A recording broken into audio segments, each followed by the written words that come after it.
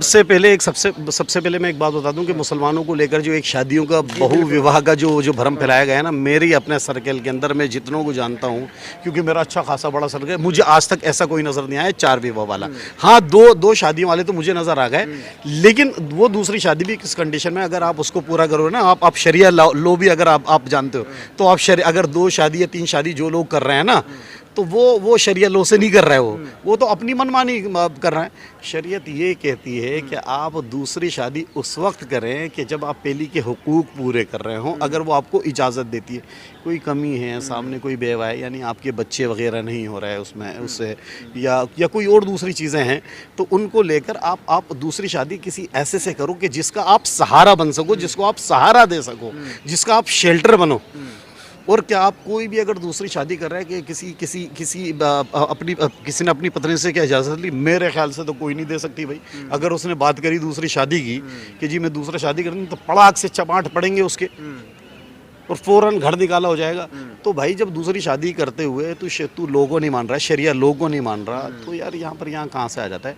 तो इसलिए कोई ज़र्रा बराबर घबराने की ज़रूरत नहीं, डरने की ज़रूरत नहीं, कहीं कुछ नहीं।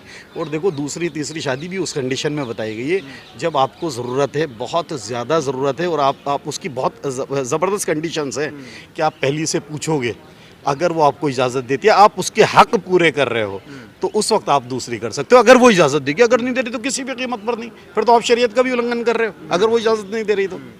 टोपी अभी मुझे पहनने का अधिकार है, मुझे कलमा पढ़ने का अधिकार है, ला इलाहा इल्लल्लाह मोहम्मद रसूलुल्लाह, मैं मुसलमान हूँ। यूनिफॉर्म सिविल कोड आ जाएगा, फिर भी मुझे कलमा पढ़ने का अधिकार रहेगा, ला इलाहा इल्लल्लाह मोहम्मद रसूलुल्लाह। मुझे हज करने का अधिकार रहेगा, मुझे दाढ़ी रखने का अधिकार रहेगा, मुझे नमाज पढ़ने का अधिकार रहेगा, मुझे ज़कात देने का अधिकार रहेगा। मेरे इस्लाम को तो कहीं कोई फ़र्क ही नहीं पड़ रहा है।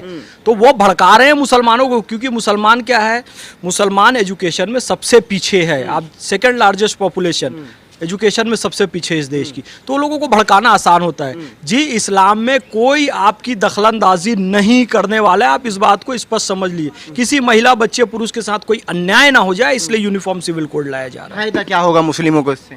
मुस्लिमों को फायदा ही फायदा है, मुस्लिम महिलाओं को फायदा। अभी क्या हुआ जी, एक महिला के लिए 11,000 महर तय किया गया, पति ने तलाक दिया, अब महिला को उसने 11,000 दे दिया, जीवन भर के लिए अब वो कुछ ना भी दे तो उसका कोई पूछने वाला नहीं है। वो महिला 11,000 में पूरी जिंदगी बिता सकती है क्या? ये मौलानाओं ने ला दिया था इंस्टेंट ट्रिपल तलाक, तलाक तलाक तलाक बोले और तलाक हो गई, जबकि इस्लाम में ऐसा प्रावधान नहीं है। इस्लाम में 3 हर एक महीने के बाद एक बार तलाक बोलना है, यानी 90 दिन की अवधि लेनी होती है। लेकिन इन लोगों ने इंस्टेंट ट्रिपल तलाक को लागू कर दिया था, उसको हटाया गया। उसमें भी महिला के साथ क्या होता था, तलाक तलाक तलाक बोले, 11,000 पकड़ाए, तुम जाओ। अब वो रोती हुई पड़ी है, मैं अपने बच्चों को कहाँ से पालूंगी, अपने आप को कहाँ से मैनेज करूंगी। तो इस महिला को बहुत फायदा होगा। शाहबानों के साथ तो यही हुआ था, सुप्रीम कोर्ट का फैसला बदल दिया गया था, कानून ला दिया गया था, आरिफ मोहम्मद खान साहब को इस्तीफा देना पड़ा था। अब ऐसा नहीं चलेगा, यूनिफॉर्म सिविल कोड आएगा। जैसे हिंदू महिला को गुजारा भत्ता मिलता है जीवन भर का, मुस्लिम महिला को भी गुजारा भत्ता मिलेगा। तो ये मुस्लिम महिलाओं के लिए कितनी बड़ी क्रांति है। सबसे पहली बात है कि 4 पत्नी या बहुविवाह का कोई रस्म, मेन ये है, इसको अगर आप यहाँ लें, जब हुजूर सल्लल्लाहु अलैहि वसल्लम का दौर था, तो जब जंगें बहुत हो रही थी, है ना, बेवाएं ज़्यादा हो रही थी, ठीक है, या ज़्यादातर लोग जंग के वजह से बाहर रहना होता था, तो उनकी केयर टेकिंग कैसे हो, तो इसलिए जिम्मेदारी लिया जाता है। जिम्मेदारी के नाम पर निकाह होती थी, ना कि उनके साथ रिलेशन बनाने के नाम पर। हमारे पास क्या होता है कि मुझे कोई लड़की पसंद आ जाती, मैं तो कहता हूँ यार मैं तो इस्लाम में हूँ, मैं मर्द हूँ, मैं बहु विवाह कर सकता हूँ। बाइगेमी इज 100% प्रोहिबिटेड, ठीक है। इस्लाम में भी ये क्यों कहा गया है कि पहली बीवी से आप इजाज़त लो, इसलिए है कि वो पता है कि पहली बीवी इजाज़त देगी नहीं और दूसरा निकाह हम करेंगे वो वैलिड नहीं होगा, है ना, तो उससे जितने भी हम रिलेशन उसके साथ बनाएंगे वो गुनाह होगा, है ना। इसलिए पहला कंडीशन ये लगाया गया। अब होता ये है कि हम पहली बीवी से तो बात करते ही नहीं है और उस पर हम थोप देते हैं, है ना, और उसको कहते हैं कि उनका सिर्फ ये रहता है कि कौन सी ऐसी कमी है जो मैं तुमसे पूरा नहीं करता हूँ। एक बीवी कभी ये नहीं बताती है कि मेरे अंदर इतनी कमी, मतलब आपके अंदर इतनी कमियां हैं और मेरी इतनी कमियों को पूरा नहीं कर पाते हैं। अच्छा, तलाक के बाद भी क्या जो बच्चा होता है, महिला होती है, उसको गुजारा भत्ता मिलता है? क्योंकि अगर कोई बच्चा होता है हिंदू में, तो अगर वो बच्चा 18 साल का जब तक नहीं हो जाता, तब तक कोर्ट कहती है कि इसका खर्चा भी देना, जो संपत्ति है उसमें भी इसका अधिकार रहेगा। अब यूनिफॉर्म सिविल कोड के बाद ये मुस्लिम महिलाओं को अधिकार मिलेगा, अभी नहीं मिलता है, अभी नहीं मिलता है। अच्छा, जो ट्रिपल तलाक आपने बताया हलाला है, क्या ये सब बंद हो जाएगा अगर uniform civil code? Instant triple तलाक तो इस्लाम में था ही नहीं, कुरान शरीफ में नहीं था। कुरान शरीफ में 1-1 महीने के बाद वाला प्रावधान था, तो इंस्टेंट ट्रिपल तलाक तो हट गया है। अभी आपने देखा होगा कानून आ गया है। तो जब इंस्टेंट ट्रिपल तलाक हट जाएगा तो ये हलाला का चक्कर ही इंस्टेंट ट्रिपल तलाक के कारण। यदि 3 महीना कोई सोच के तलाक देगा तो दोबारा निकाह करेगा नहीं, दोबारा निकाह करेगा नहीं तो हलाला की जरूरत पड़ेगी नहीं, क्योंकि हलाला इसलिए करना पड़ता है कि आपको फिर से उसी पत्नी से निकाह करना है जिसको आपने तलाक दिया है। तो आप ये सोच समझ के 3 महीना तलाक दोगे, दोबारा थोड़ी निकाह करोगे, तो हलाला भी खत्म हो जाएगा।